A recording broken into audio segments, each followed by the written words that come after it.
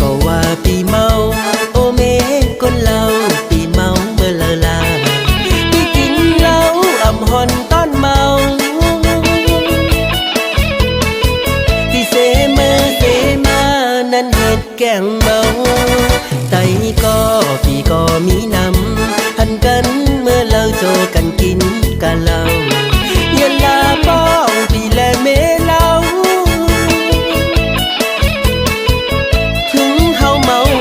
เฮาอำแปดการงานปีไหวปอกเยาวนอ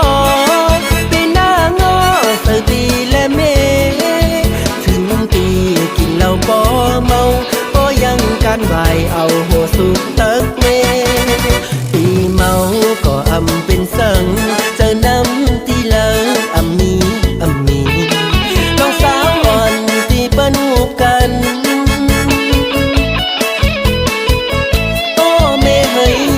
มันเป็นข่าวลือโกย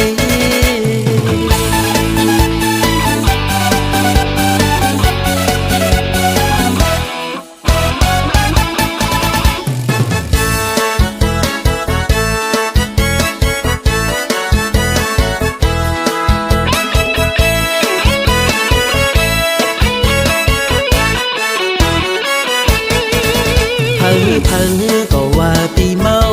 โอเมคนเราปีเมาเมื่อลาปีกินเหล้าอ่ำหอนตอนเมาที่เสมือเสมานั้นเหตุแก่งเมาไตก็ปีก็มีนำหันกันเมื่อเราโจกันกินกันเหล้าเย็นลาป้องปีและเมเหล้า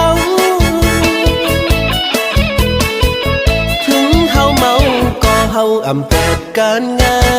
นปีไหวปอกเยาวนอปีหน้างอเสือปีและเมถึงปีกินเหล้าบ่เมาก็ยังการไหวเอาหัวสุก